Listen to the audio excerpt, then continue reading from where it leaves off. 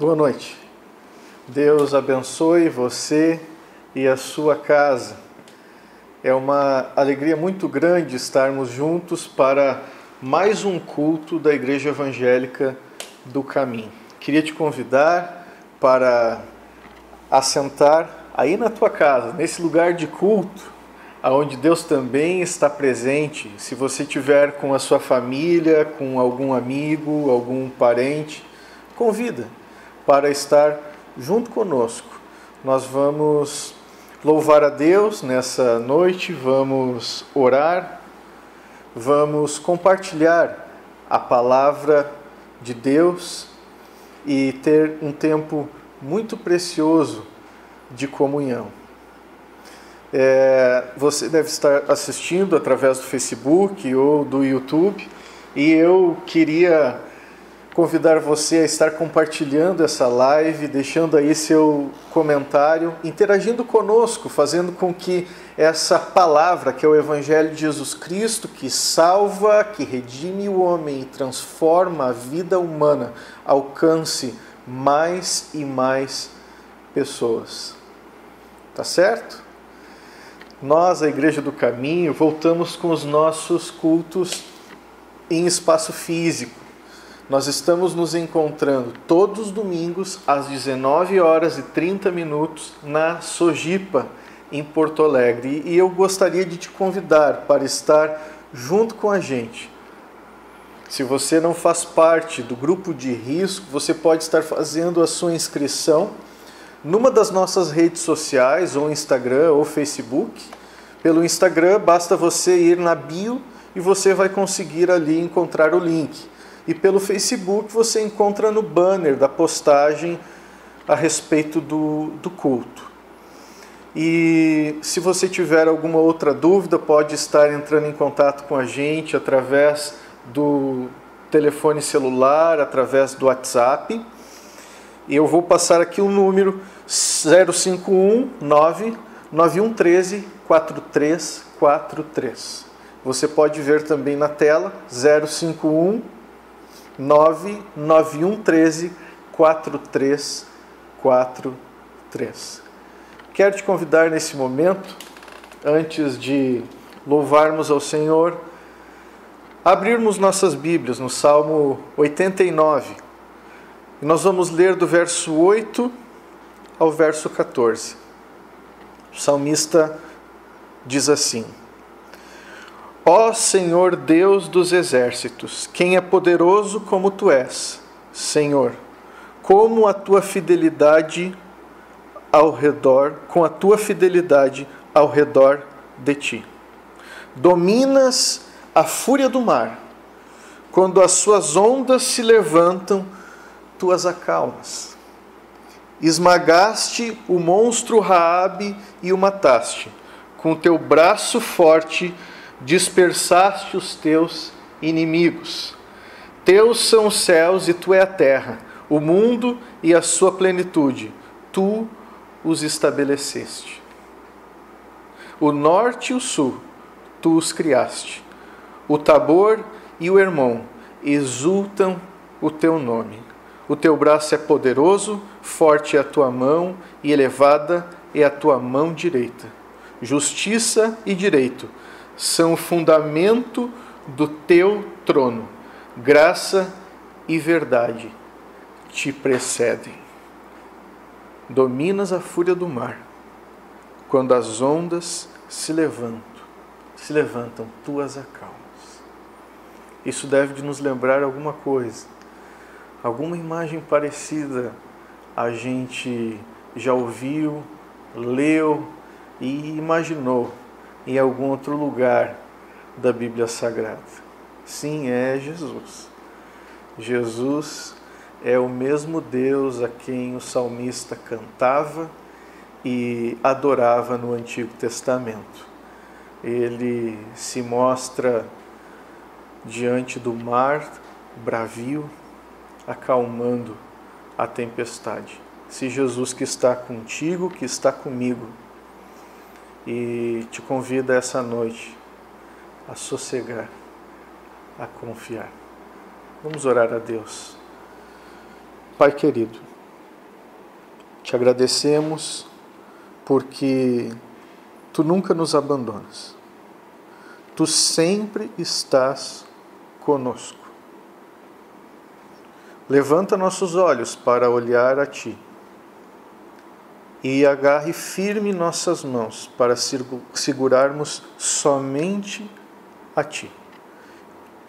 Que deixemos para trás a confiança nas nossas próprias obras, nos nossos esforços, nos nossos recursos e tudo mais que há nesse mundo, para nos apegar apenas em Ti e na Tua santa e poderosa palavra.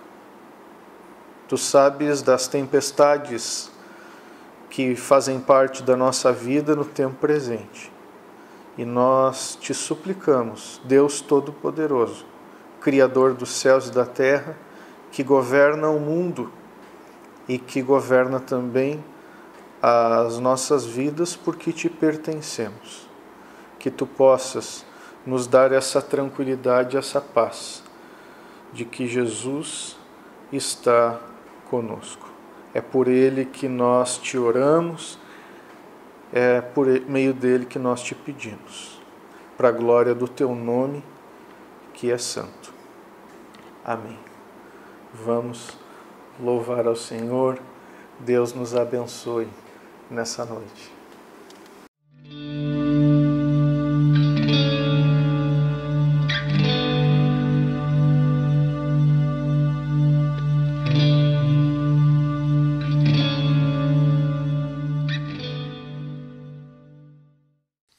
Abra comigo a sua Bíblia no livro de Romanos, capítulo 13. Hoje a gente finaliza esse capítulo e eu já queria fazer um desafio a vocês para, ao longo da semana, lerem o capítulo 14 de Romanos. E vocês vão se impressionar como esse capítulo é importante. Hoje pela manhã, com a minha família, geralmente ao domingo, pela manhã nós em casa fazemos o nosso devocional, procuramos ler um capítulo da Escritura, conversar a respeito dele e orar. E esse foi o capítulo escolhido. É impressionante o que esse texto tem de conteúdo e como ele nos desafia hoje. Então fica aí essa dica, ou fica uma missão ao longo dessa semana, para vocês meditarem, lerem e estudarem o capítulo 14, porque eu acho que ele tem muitas aplicações para o nosso tempo. E vamos começar a trabalhar esse capítulo no domingo que vem, se Deus quiser. Romanos capítulo 13, versículo 8 até o versículo 14. Eu vou fazer a leitura. Vamos ficar de pé, queridos, para lermos juntos a palavra de Deus.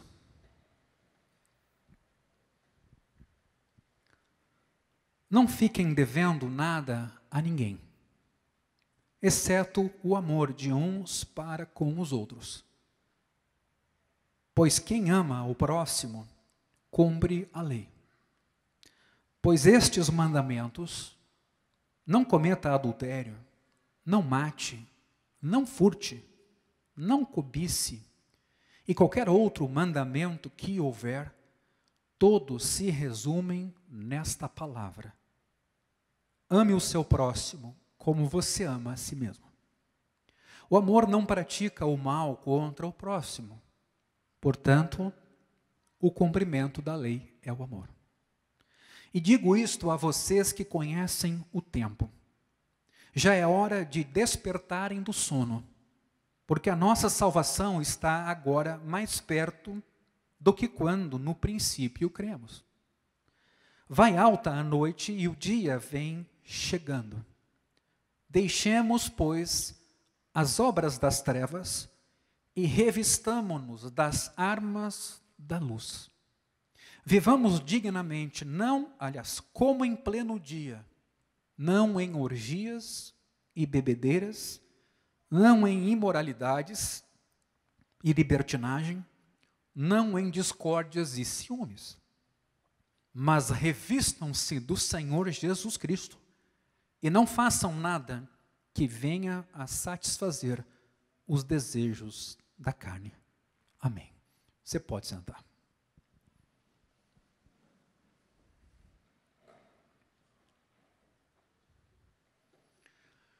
Na semana passada, nós lidamos com o ministério do Estado. O Estado tem um papel dado por Deus de fazer cumprir a lei, de distribuir justiça, de punir o malfeitor, de elogiar o benfeitor, o que nem sempre acontece. Mas é incrível que Paulo aqui no capítulo 13 tenha explicitado que o Estado tem uma vocação dada por Deus. E muito importante. Imagina a vida hoje sem Estado, sem ordem, sem polícia, sem saúde pública, sem distribuição de renda, sem cobrança de impostos, por que não dizer porque serviços são prestados com esses recursos que são recolhidos. O que seria a vida se cada um vivesse por si?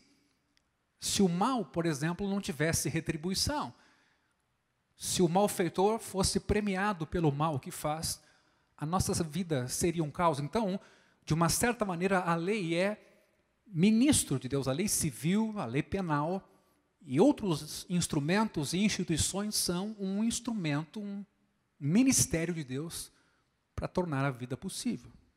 E Paulo abordou isso muito bem no capítulo 13, como vimos na semana passada. Mas agora, no versículo 8, Paulo vai lidar com o tema do amor. E é muito interessante que esse tema do amor já tenha sido tratado antes mesmo do tema do Estado enquanto ministro de Deus, e agora o tema volta aqui em relação ao amor ao próximo. Antes, em Romanos 12, 20, o amor era para com o inimigo. E Paulo chegou a dizer que nós não tínhamos que nos vingar do inimigo e que pertencia ao Estado e ao próprio Deus esse julgamento. Não cabia a nós vingança, não cabia a nós nenhum tipo de justiça com as próprias mãos, mas Deus e o Estado fariam essa função.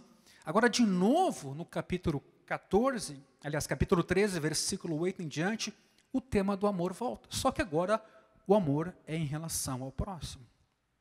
Ou seja, o fato de o Estado estar encarregado da administração pública da justiça não é de maneira alguma incompatível com nossa obrigação de amar. E aqui fica a crítica ao que eu chamo de idolatria do Estado, quando a gente imagina que o Estado vai fazer tudo, até nos ensinar a amar, até lidar com os problemas mais íntimos da vida humana, com o egoísmo, com a indiferença, ou com qualquer outra manifestação de pecado, a gente imagina que vai ter uma política pública para resolver tudo isso. E Paulo vai dizer que não, mesmo que esse Estado seja eficiente como instrumento de Deus para minimizar as perdas, há um papel da igreja em relação ao amor, ao serviço, à voluntariedade. E às vezes, nós mesmos como igreja, temos que ter esse cuidado para não terceirizar ao Estado aquilo que nós podemos fazer. Ou terceirizar a igreja, que é uma entidade, digamos assim, coletiva, quando, na verdade, eu sou parte da igreja e eu posso fazer pequenas coisas, ou até grandes coisas. Então, a igreja tem que fazer, quer dizer, o que eu posso fazer, onde eu posso servir, onde eu posso amar. Sério, esse é um tema delicado hoje. A famosa terceirização que se dá em todos os espaços, até na família. Como se a gente não tivesse responsabilidade, mas fôssemos muito rápidos para murmurar e reclamar, quando às vezes podíamos fazer tanto pelos outros, ou por aqueles que estão próximos a nós. Então, o fato de o Estado ser encarregado de administrar publicamente justiça, não é incompatível com nossa obrigação, dever e responsabilidade de amar. E 3 vezes, meus irmãos, o apóstolo Paulo vai mencionar a necessidade de amarmos o nosso próximo. E ele vai aqui retomar um texto muito importante de Levítico 19, 18, cuja expressão é: ama o teu próximo como a ti mesmo. E Paulo então vai explicar as implicações desse texto agora no Novo Testamento. Primeira coisa, Paulo vai mostrar que o amor é uma dívida que nunca se paga plenamente. Nós sempre somos devedores do amor. Paulo já tinha falado nessa mesma carta a respeito da importância, por exemplo, do pagamento de nossas dívidas. Que um cristão deve ser responsável nesse sentido. Que é importante, inclusive, que tenhamos consciência que temos uma dívida de compartilhar o Evangelho com quem não conhece ainda a Jesus como seu Senhor e Salvador. Veja Romanos capítulo 1, versículo 14, o que Paulo diz: sou devedor tanto a gregos como a bárbaros, tanto a sábios como a insensatos. Meus irmãos, sim, Deus ele salva, Deus é quem faz todas as coisas, mas ele usa instrumentos. E nesse sentido nós temos uma comissão, uma vocação, uma responsabilidade, uma oportunidade de dividir esse amor com pessoas que ainda não o têm. Tem uma noção às vezes mais abstrata desse amor, mas ela se torna concreta em Cristo, a partir de quem Ele é e do que faz. Então, nesse sentido, falar de Cristo é lidar com essa dívida, ou boa dívida, de ver pessoas livres, transformadas. Paulo se sente, neste caso, devedor. Há também, de uma certa maneira, uma dívida nossa de viver uma vida santa. Para isso foi que Deus nos libertou, para não vivermos mais como vivíamos antes, mas para andarmos em novidade de vida. Há uma expectativa de Deus de andarmos de forma digna da vocação para a qual nós fomos chamados, porque fomos perdoados e libertos do pecado a fim de viver essa nova vida. Por isso, Romanos 8,12, de novo a expressão, somos devedores, não a carne, como se estivéssemos obrigados a viver segundo a carne. Somos devedores ao Espírito, que nos fez nascer de novo e nos deu os meios para vivermos uma vida plena. De novo, temos uma dívida, no bom sentido da palavra, que é uma responsabilidade de viver de forma coerente, tendo em vista o que Deus fez por nós. Mas também há uma dívida com a qual Paulo trabalha, que é a dívida dos impostos, que é a ajuda para o Estado prestar os serviços que a vida humana precisa. Eu sei que há pessoas contra o pagamento de impostos, há inclusive pessoas que sonegam os impostos, mas eu queria dizer a você, para encarar o Estado de uma outra maneira, como agente de Deus e ministro de Deus, embora nem sempre esse Estado funcione como Deus quer, mas ele não pode ser abolido, porque ele tem um papel de tornar a vida em sociedade possível, de proteger os vulneráveis, de sim, com políticas públicas, minimizar a dor dos mais carentes. Dívidas.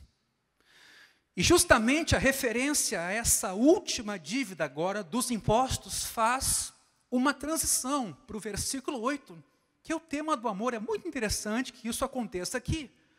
O que Paulo está dizendo é que devemos ser responsáveis quanto ao pagamento de nossas dívidas, de que forma elas se manifestarem. Antes, por exemplo, de nos comprometermos com uma hipoteca ou financiamento, é melhor verificar se temos condições de cumprir o acordo feito. Existe, porém, meus irmãos, atenção aqui, uma dívida que nunca conseguiremos saldar. É o nosso dever de amar.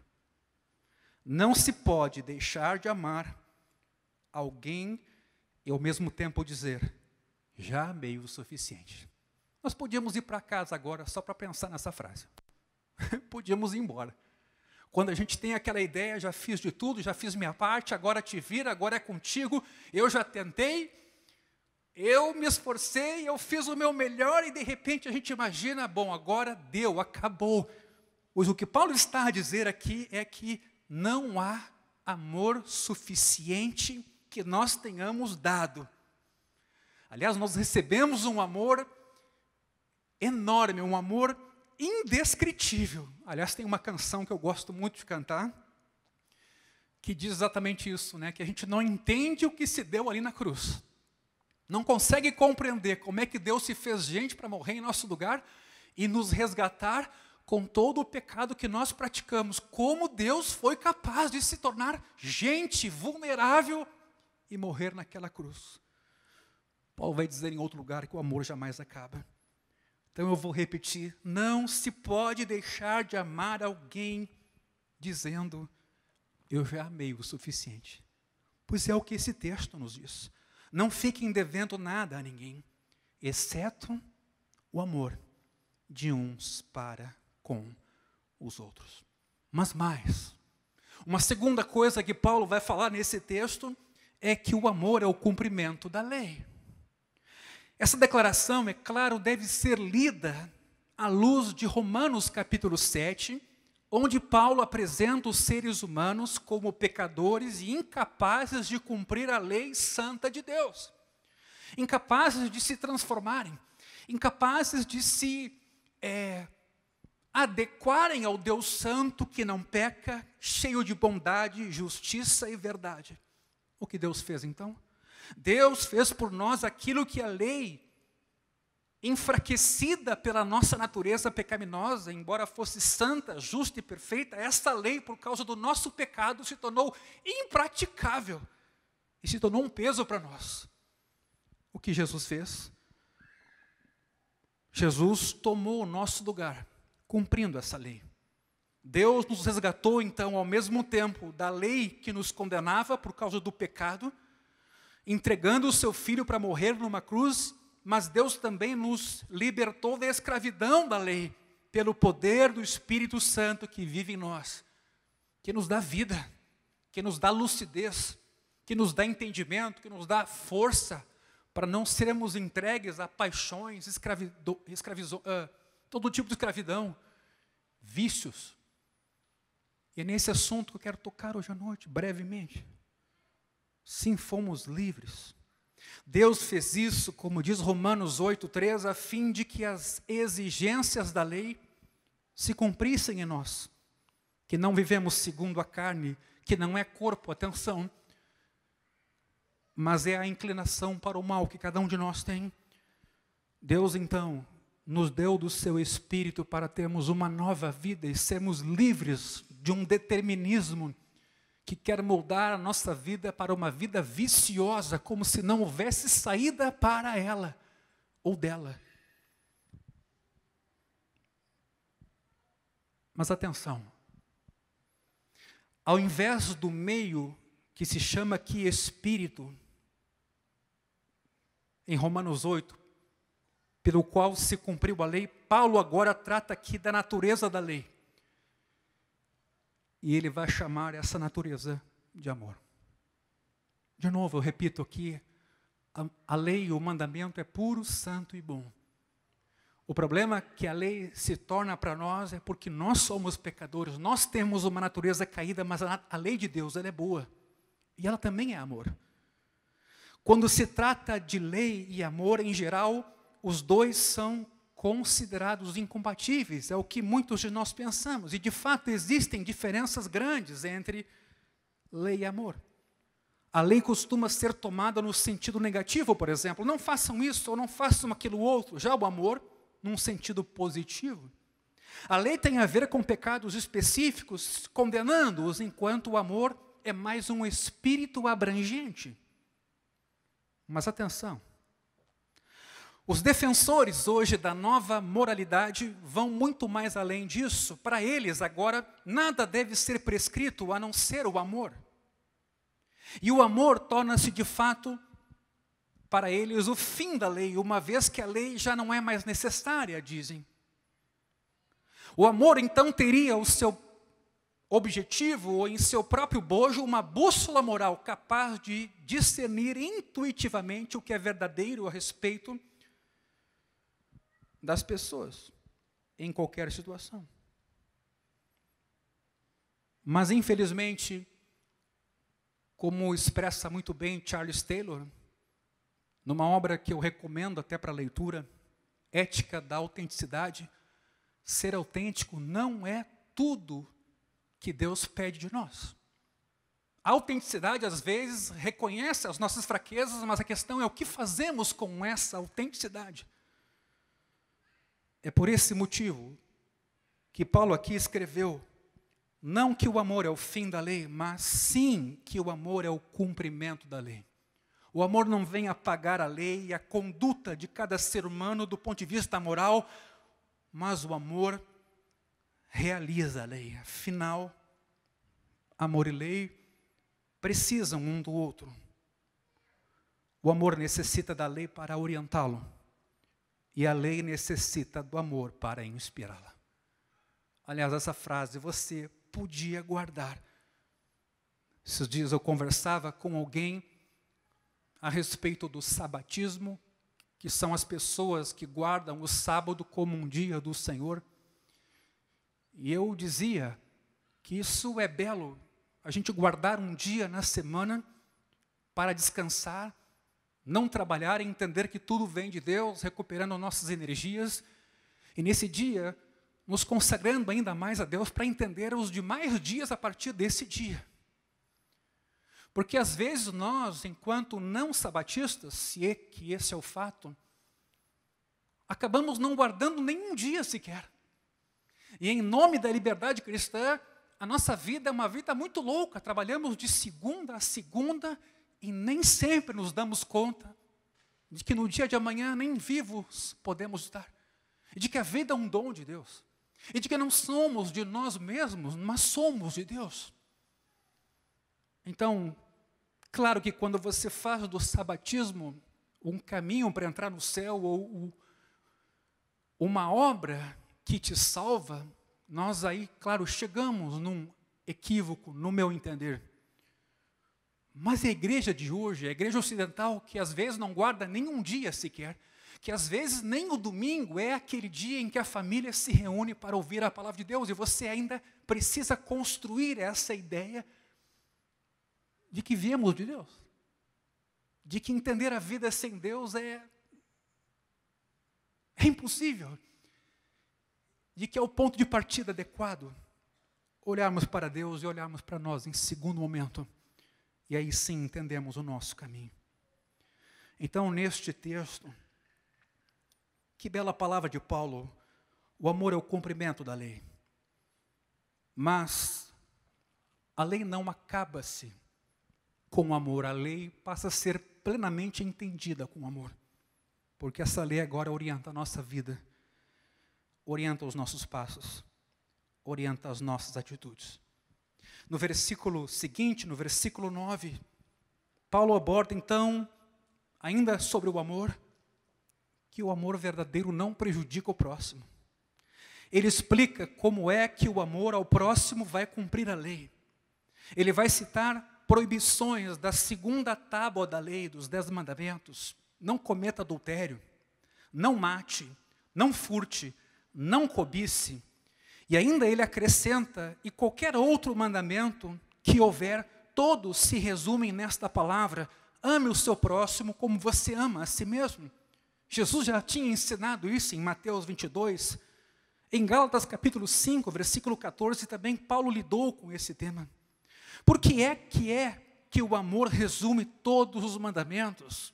O próprio Paulo explica, porque o amor não pratica o mal contra o próximo. Então, nesse sentido, amar é ver o bem e empenhar-se pelo bem na vida do outro. Logo, os mandamentos da segunda tábua, que visam o bem do outro, acabarão por ser cumpridos. Não há a menor dúvida de que os últimos 5 pecados proibidos nos 10 mandamentos prejudicam as pessoas. Não matarás, tira a vida. O adultério rouba o lar e desonra as pessoas. O furto arranca a propriedade. O falso testemunho rouba o bom nome.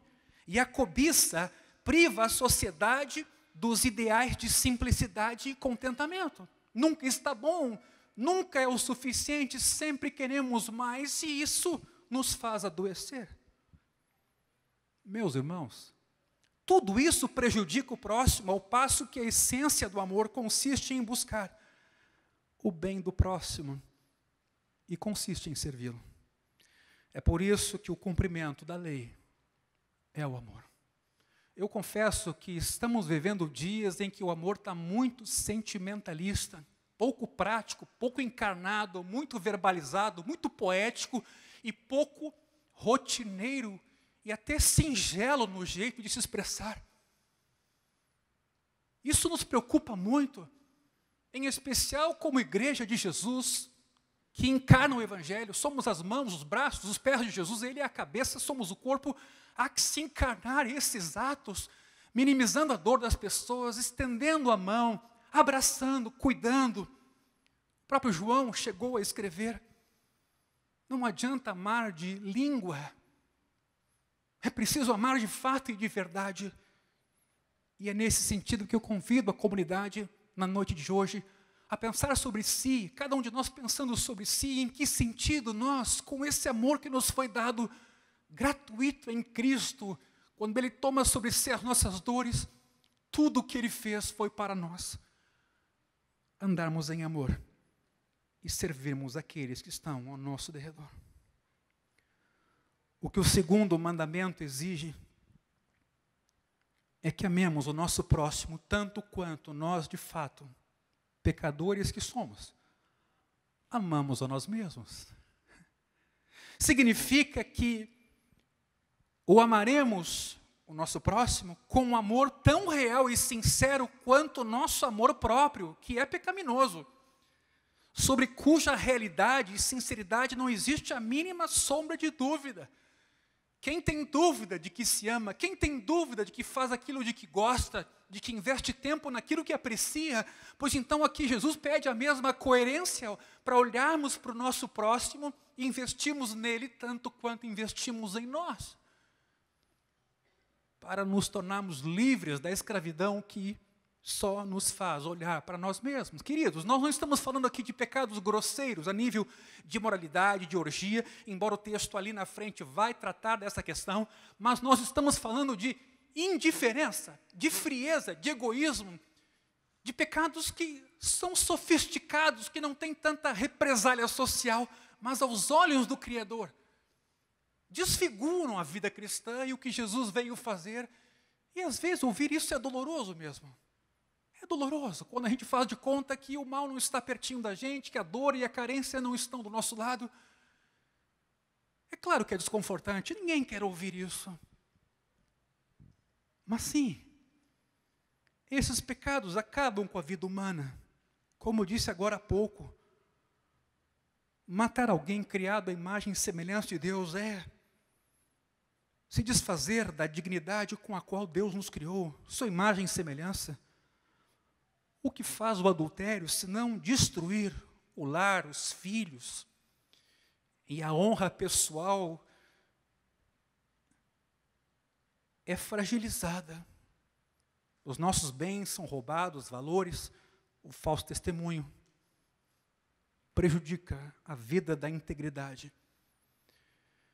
E a cobiça, que é um pecado às vezes muito menos criticado, mas nos dá uma sensação de insatisfação e de falta de gratidão por tudo aquilo que Deus nos deu. Agora veja uma conexão desse texto com o que vem pela frente, a partir do versículo 11. Tanto que aqui no versículo 11 há um elemento de conexão: e digo isso a vocês. Ou seja, por que precisamos fazer tudo isso? Amar o nosso próximo como a nós mesmos. E não encararmos o amor como só linguagem ou autenticidade, mas encarnarmos o amor em ações. Ora, por quê? Paulo estabelece, meus irmãos, um fundamento escatológico para a conduta cristã. Além de a gente pensar no aqui e agora, em como podemos ser bênção na vida dos fragilizados, dos que têm necessidade, e por que não dizer de todas as pessoas, há um fundamento futuro para essa ação. Ele já tinha dito no capítulo 12, para a gente não se conformar aos padrões deste mundo. Hoje, ir para a internet e reclamar e brigar e xingar é o que todo mundo faz. Isso é fácil. Lacrar na internet, como já se disse aqui, é a coisa mais fácil. Agora, colocar a mão no bolso, ir nos lugares carentes, se mobilizar socialmente para ajudar quem precisa, isso é um pouco mais delicado. Mas não deveria ser para nós cristãos.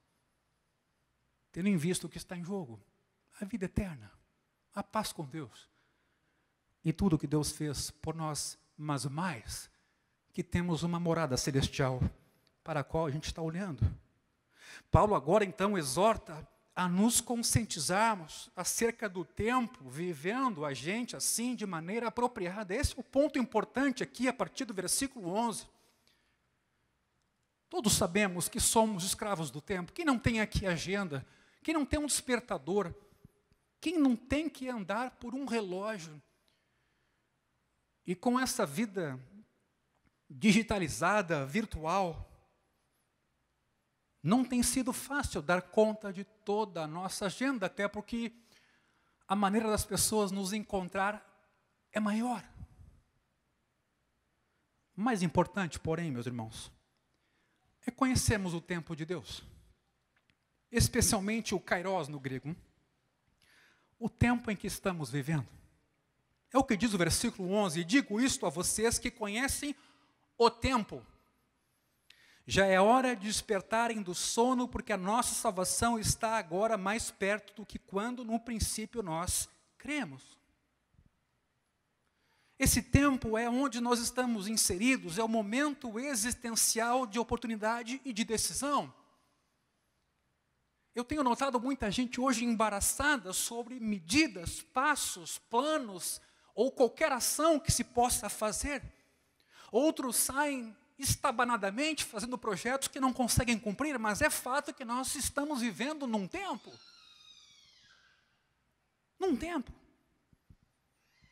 A Bíblia, inclusive, divide a história em este mundo e a era vindoura. É uma linguagem clara no Novo Testamento.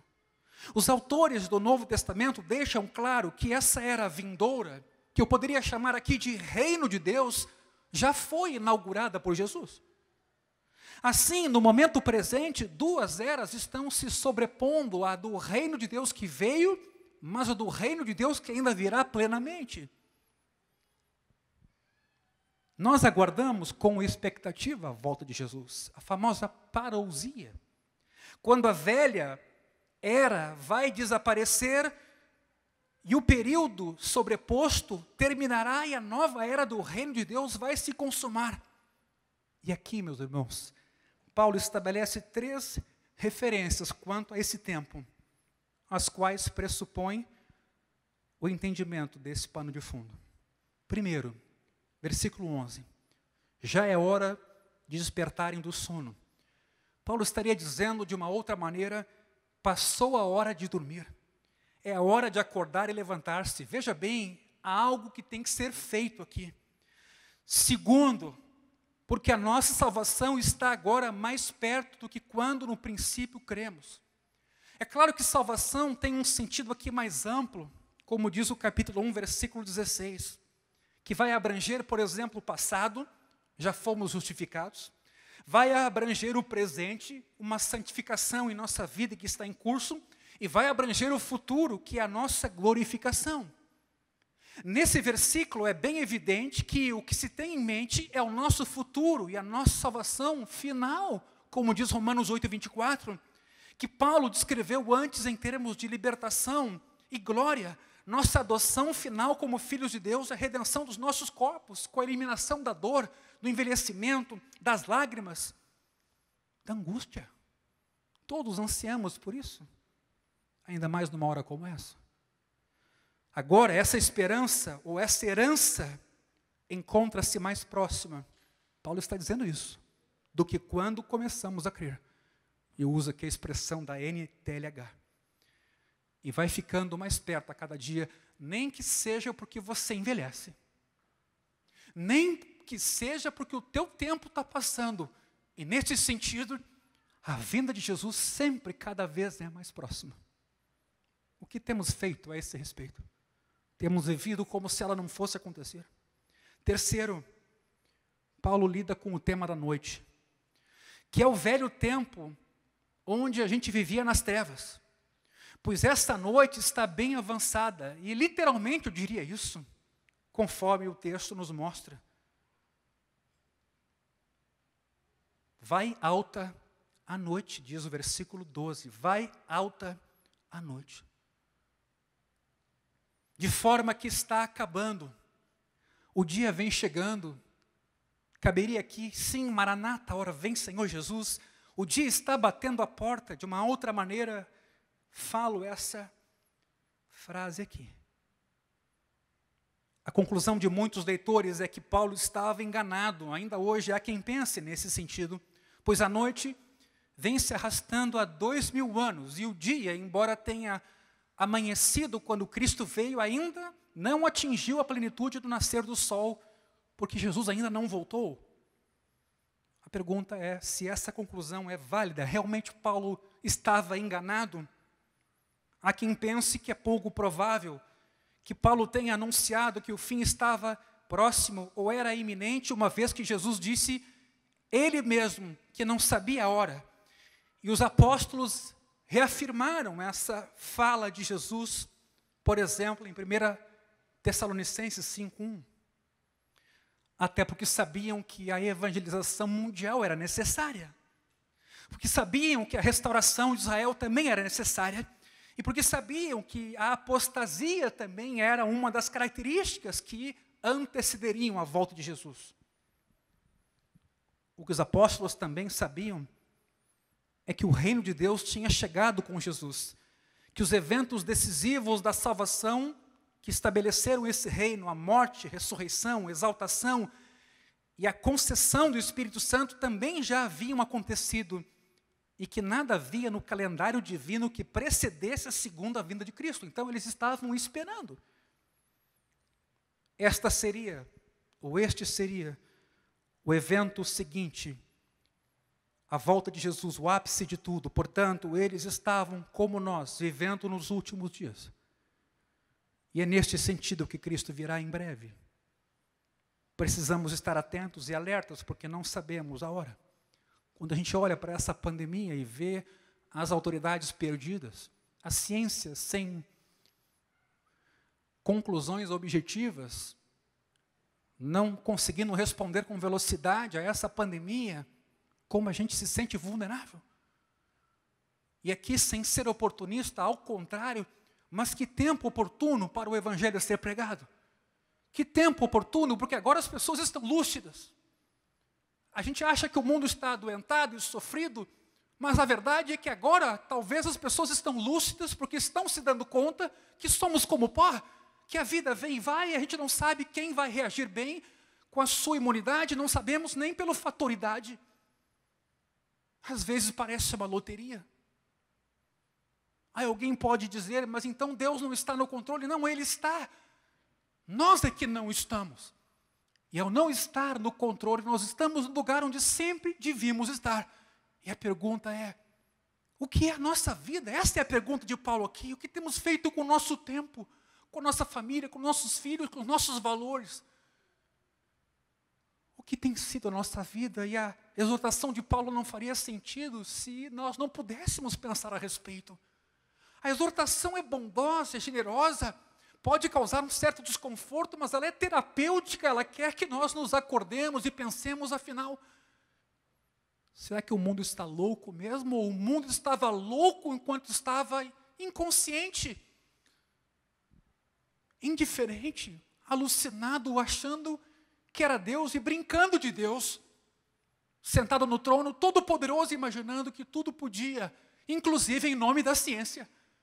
E de repente Deus diz, vamos acrescentar um ingrediente nessa fórmula. E está todo mundo esperando o Criador dizer, como será o nosso amanhã? Paulo vai dizer, é preciso estar atenta e alerta, não sabemos a hora nem o dia. E caminhando para o final,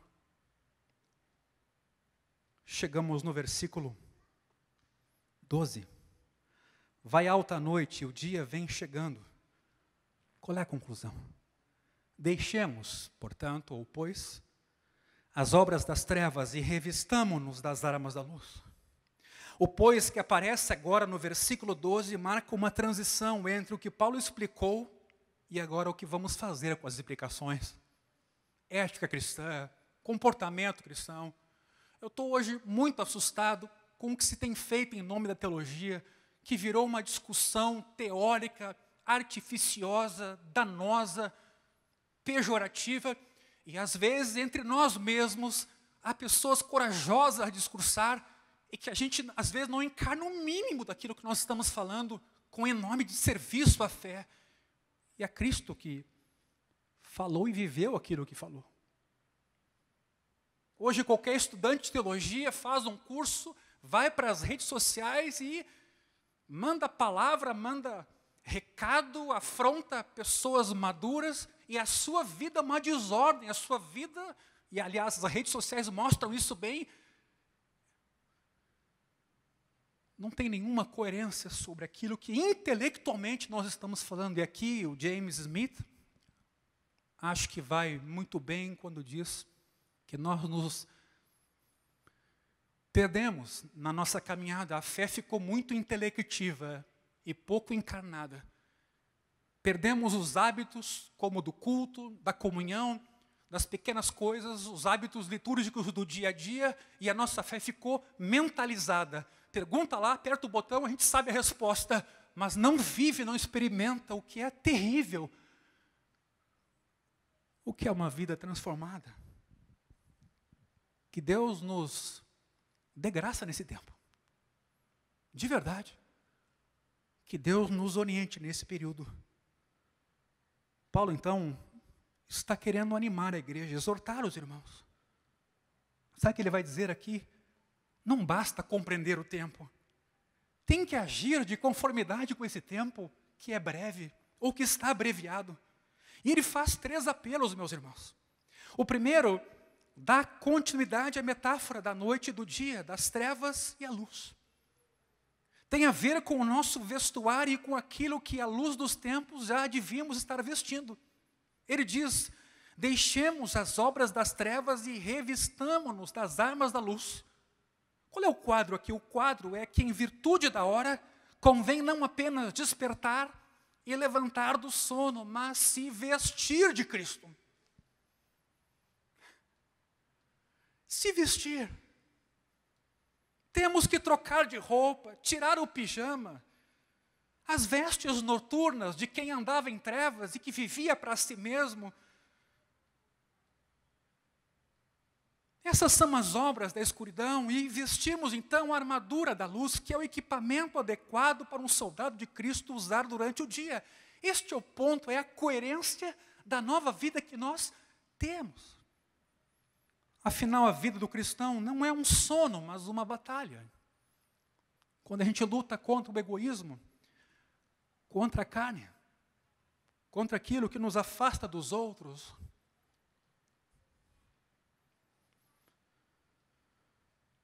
Paulo, então, chama atenção para nós sobre a vestimenta de quem anda na luz. Ele passa o comportamento adequado de quem é filho de Deus. A ênfase positiva da exortação é: vivamos dignamente como em pleno dia, como se o dia já tivesse amanhecido, como se Jesus estivesse às portas mesmo. É nesse sentido que o alerta é válido. Olhando para a volta dele, vivam nesse espírito, deixando de lado tudo aquilo que as pessoas costumam fazer quando estão na escuridão. Não em orgias e bebedeiras, não em imoralidades e libertinagem. Aí alguém, de repente, se vê banido desse exemplo, não em discórdias e ciúmes. Isso é tão carnal quanto orgias e bebedeiras ou imoralidades e libertinagem. Discórdias, ciúmes. A falta de controle próprio nas áreas da bebida e do sexo e dos relacionamentos sociais contradiz um comportamento cristão decente. Meus irmãos, eu não estou falando aqui da teoria, eu estou falando de ser pastor de comunidade, de lidar com grupos e de experimentar a complexidade de entender cada pessoa, respeitando cada pessoa, mas ao mesmo tempo tendo a coragem e às vezes dizer não, de dizer está errado. Saber que essa palavra existe ainda, certo e errado. Nós vivemos num tempo onde certo e errado não existe mais. E eu quero assim dizer com muita honestidade a vocês, o passo que a gente deu para estar aqui é um passo que refletiu e orou por muitas coisas. como eu disse em outro contexto já, nós não temos mais nada a perder, do ponto de vista de popularidade ou de preservação de imagem. Eu quero que o reino de Deus venha, a vontade dele seja feita, e que ele nos transforme, e que nós sejamos luz na cidade onde a gente está, mas não só em palavras, em atos e de verdade. E o passo que a gente tem que dar, meus irmãos, eu digo com muita honestidade aqui, é muito grande. É como se não tivéssemos começado ainda. Há que se desfazer a congregação de muitas coisas que ainda nos embaraçam, nos impedem de correr. Coisas que são carnais. Não é o corpo que é o problema, não é o prazer que é o problema. Coisas que são desejos pecaminosos, egoístas, que se manifestam de muitas maneiras. Eu quero dizer com muito amor isso. Eu, junto com vocês, quero viver um evangelho encarnado. Eu quero seguir Jesus. Porque isso é libertador. Não é só ser liberto pela cruz e pelo perdão, é me libertar de mim mesmo. É nos libertarmos dos mimimis, do não gosto disso, não gosto daquilo, não curti o jeito que me trataram, coisas que literalmente nos isolam da comunhão e nos dão ainda a sensação de que é um direito meu pensar assim. Vivemos uma crise de autoridade, uma crise de verdade. Isso é um falso evangelho. Nós, na verdade, estamos escondendo as nossas fraquezas e nos fortalecendo nelas. E nos prendendo com correntes a cada vez mais. Que Deus tenha misericórdia de nós. Que Deus trabalhe conosco. E se for doloroso, leais são as feridas feitas por quem ama. Deus disciplina quem ama.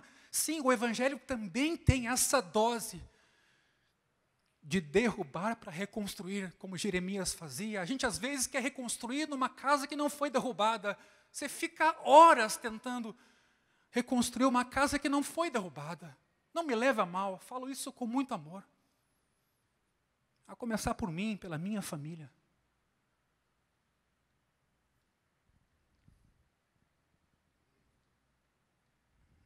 Vivemos um tempo difícil. E eu acho interessante que o Paulo aqui nos orienta a termos uma visão escatológica. É claro que nem tudo vai ser resolvido aqui. É óbvio que aqui há muitos desafios, a começar por nós mesmos. Não basta querer para a gente mudar, né? Mas também não basta ser autêntico para a gente mudar. Há que se empenhar. Há que ter uma vida de oração, há que ter uma vida de leitura da Escritura. Há que, por exemplo, priorizar o culto de domingo, que é o culto da igreja. Tem pessoas que ainda não têm essa cultura. Quando não tiver mais nada para fazer, eu vou no culto de domingo. Me perdoem aqui o desabafo, mas é uma coisa mínima. Às vezes as pessoas olham para os nossos filhos e dizem, puxa, que legal nascer em família pastoral, o Senhor tem uma proteção especial. Não, irmão. A gente dobrou o joelho, a gente se esforçou, a gente se dedicou, a gente construiu uma cultura de que a vida só tem sentido a partir de Deus. E uma das coisas, por exemplo, é domingo à noite ou domingo, não tem outra coisa para nós fazermos. Domingo é dia de culto a Deus. E aí a gente critica os sabatistas que guardam o sábado, porque em Cristo a gente é livre, e a gente é tão livre que às vezes a gente fica meses sem congregar, e a gente imagina que vai construir alguma coisa nesse sentido. E eu, como pastor, agora pessoalmente, tenho que ligar para os irmãos, mandar mensagem e conscientizar que o culto é importante, não só para eles, para os filhos deles. Que criar a cultura da necessidade da família, do aprendizado, e não só de a gente ficar na internet escolhendo o que a gente quer, onde a gente se torna Deus, mas ouvir o que a gente não quer, ouvir o que a gente não está interessado em ouvir. Isso é desconstrução, e é isso que Deus quer fazer.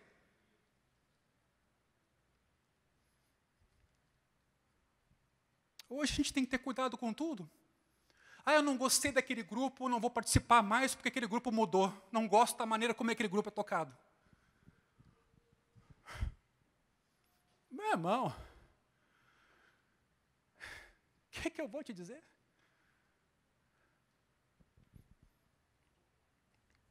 Então Paulo faz um apelo que tem a ver com a preocupação. A preocupação de cada um de nós e onde está o nosso coração. O que realmente ocupa a nossa atenção como cristãos, meus irmãos? E aqui eu estou no fim. Estamos chegando no versículo final. Paulo coloca diante de nós duas alternativas. Ou o Senhor Jesus Cristo, ou a nossa natureza caída e egocêntrica que nos define. Mas Paulo, ele diz, revistam-se do Senhor Jesus. Paulo não é negativo. Paulo é evangélico. Ele aponta o que não está legal. Ele elucida o que não está bem, mas ele diz, esse é o caminho, vão por ali. Revistam-se do Senhor Jesus e não façam nada que venha a satisfazer os desejos da carne. Não se trata aqui do corpo. Deus nos permite ter prazer. Deus nos permite casar. Deus nos permite usufruir de sexo dentro do casamento. Deus nos permite ter bens. Deus nos permite viajar. Tudo isso, a pergunta é, quando a carne, que é egoísta e pecaminosa, não tem limite, é óbvio que a gente vai semear a morte. É óbvio que para nós e para quem está no nosso entorno, quando a gente podia levar vida, a gente vai levar não vida. Em Gálatas, Paulo escreve que os que estão em Cristo já se vestiram de Cristo. É uma coisa consumada. Ele se refere à obra da cruz e à justificação. Mas atenção, em Gálatas ele escreve que os que estão em Cristo, de Cristo se revestiram. Também é uma coisa plena e acabada. Justificados pela fé, por essa obra insubstituível, nós somos aceitos junto ao Pai. Graças a Deus por Ele. Mas atenção, aqui em Romanos, há uma atitude que a gente tem que tomar. Revistam-se do Senhor Jesus, é algo que ainda temos que fazer e continuar fazendo todos os dias, como Lutero dizia, todo dia fazer morrer a sua velha natureza, todos os dias. Que bom que ela vem aqui, se sente à vontade para isso. Será o vestir-se considerado aqui apenas um adorno? Se for, talvez a ideia seja que devemos vestir as características de ensino e de bom exemplo de Cristo. E então enfeitar-nos, meus irmãos, com compaixão, bondade, humildade, mansidão e paciência. É encarnar a vida que a gente já tem. É fazer valer a vida que Deus já nos deu. Por que esse dualismo, essa dissintonia? Por que a cabeça de um lado e o corpo de outro? Por quê? Por que para o bate-boca todo mundo muito bem preparado, entre aspas? E por que para as pequenas ações tanta omissão, frieza e despreparo? Onde estamos? Por que chegamos nisso? Por que dividimos o ser humano em intelecto e ações? Se o ser humano é um todo inteiro. Quando no Novo Testamento e no Antigo, a palavra sabedoria aparece, ela sempre concebe intelecto, emoção e vida, atitudes, comportamento. E como é bom ser mudado por Jesus. Eu não imagino aqui uma perfeição, viu? Eu sou um pecador. Mas eu desejo ser como Jesus. Eu desejo caminhar nesse caminho. Eu desejo ser tratado, corrigido, aperfeiçoado. Eu quero que Deus mude o meu linguajar, me faça mais paciente, mais amoroso. Que eu deixe as meias verdades, as mentiras sofisticadas, que a gente vê com tanta facilidade hoje. Jesus tem misericórdia de nós. Nós não queremos parecer o que a gente não é, mas nos ajuda. Transforma a tua noiva, nos lava no teu sangue precioso, acorda a nós, pais, mães e avós, para o tempo em que a gente está vivendo. mexe com a gente. Mexe com a gente. Na NTLH, esse versículo diz, tem umas qualidades que o Senhor Jesus tem. Não é uma utopia isso. Em contraste com a beleza da vestimenta que Cristo é, Paulo se refere à nossa natureza feia e egocêntrica, que ele chama de carne, sarx. Ela não apenas não foi erradicada, mas ela continua ali querendo mandar na gente. Querendo que a gente maltrate os irmãos, ofenda os irmãos, se esconda dos irmãos, critique os irmãos, fale mal das pessoas, desonre pai e mãe. Tenha malícia. Ela está ali, em cada um de nós, precisa ser combatida. Mas para ser combatida, a gente tem que diagnosticar que ela está ali e que é errado fazer isso. Isso não me põe no céu? Não, não me põe. Não é disso que eu estou falando. Quem nos põe no céu é Jesus. Mas isso melhora a minha vida e a de outros um bocado. Isso melhora a nossa vida um bocado. Porque a gente começa a enfrentar as nossas fraquezas de frente. E quando a gente enfrenta elas de frente, a gente vai para o joelho rapidinho. Porque a gente vai ver que precisa de Jesus. Precisa do perdão, precisa do amor, precisa da paciência. Todos nós.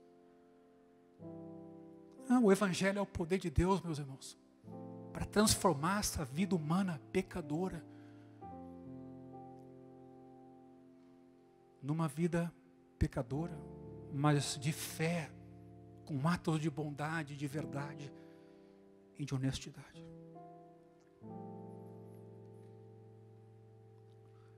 A tua maturidade é medida por quanto você é um carnal e obedece aos teus desejos imaturos e impulsivos. É isso que define se você é maduro ou não. Não é se você tem um mestrado em teologia ou um doutorado. É o quanto você é parecido com Jesus. E tomou a decisão de deixar Jesus ser Jesus em você.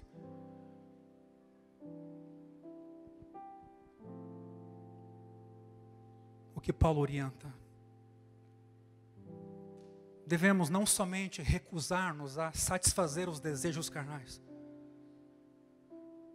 mas também devemos tomar atitudes para não premeditar esses desejos.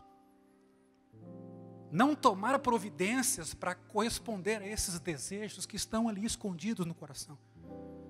Pelo contrário, o apóstolo nos exorta a repudiá-los sem piedade. Eu gosto muito do que o Piper diz aqui quando ele fala contra a carne, não é contra o corpo, não entenda mal.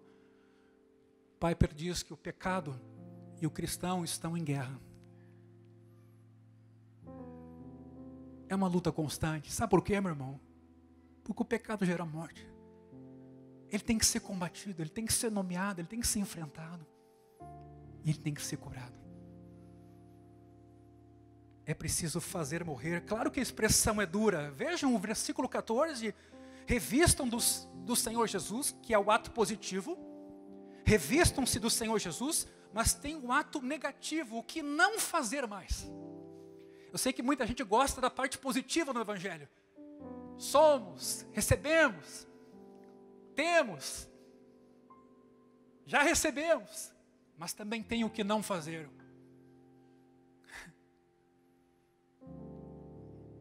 É o que diz o texto. Não façam nada que venha a satisfazer os desejos da carne.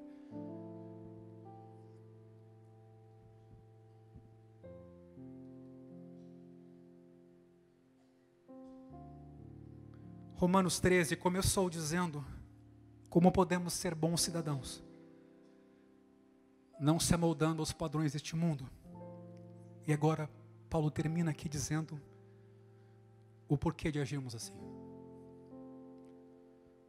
Nós só estabeleceremos uma relação correta com o Estado enquanto ministro da Justiça e com a lei que se cumpre no amor ao próximo, se tivermos uma relação correta olhando para o dia da vinda de Jesus. Não dá para separar. É óbvio que se você viver esse mundo sem expectativa do céu, a perspectiva, tua fórmula precisa ser ajustada. Embora tanto o Estado quanto a lei sejam instituições divinas, contudo, são estruturas provisórias, que serão um dia superadas pelo juízo de Deus e a redenção que Ele vai operar. Esse dia se aproxima mais e mais, e eu convido você a esperar por esse dia, a olhar para esse dia, a se deixar transformar por esse dia. Nós somos chamados a viver a luz desse dia, meus irmãos. Não é a luz do que está acontecendo agora, é a luz daquele dia. E tudo o que a gente enfrenta agora é passageiro. Somos convidados a conduzir-nos no decorrer da noite, como se o dia já tivesse chegado. É o que Paulo está dizendo. A gente está em noite, tá? Mas anda, ou deve andar, como se o dia já tivesse chegado, desfrutando do reino que Deus inaugurou, na expectativa de que o ainda não vai chegar, onde o reino de Deus vai ser consumado. Então eu quero te convidar, meu irmão, minha irmã, há um caminho com Jesus.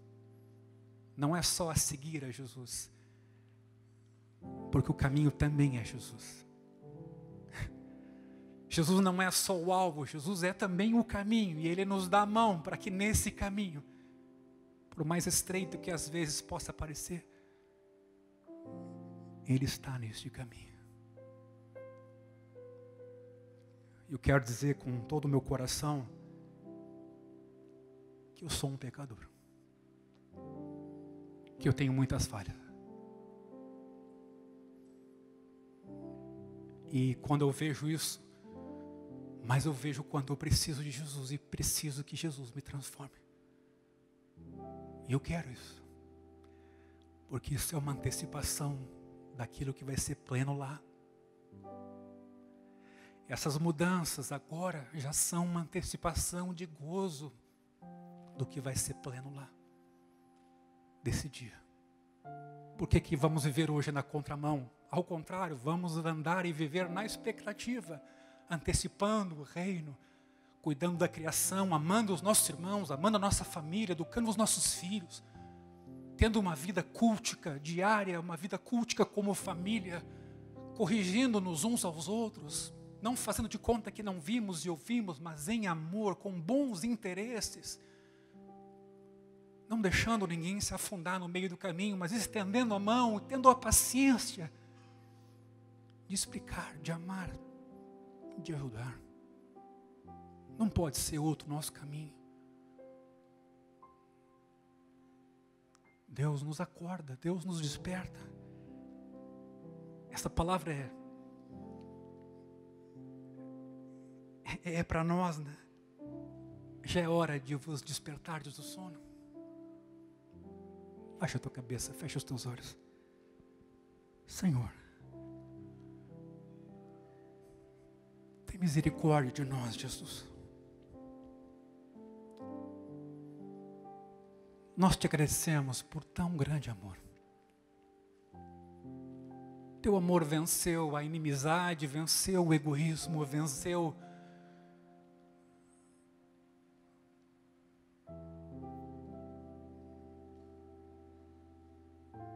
todas as barreiras.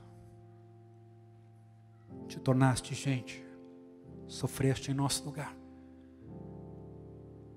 morreste numa cruz, caíram sobre ti os nossos pecados e iniquidades. Obrigado, Jesus. Obrigado, Jesus, pela vida de cada irmão, de cada irmã que hoje à noite aqui estão, ou aqueles em casa que vão nos assistir. Que o teu poder, que ele se manifeste. Nós precisamos de ti, Jesus. Precisamos que o Senhor nos transforme, nos perdoe, nos santifique, nos liberte, nos desperte, nos acorde, nos diga a verdade, nos restaure, nos quebrante. Eu preciso de ti, Jesus, junto dessa comunidade de irmãos meus e amados. Eu preciso de ti. Eu preciso de ti.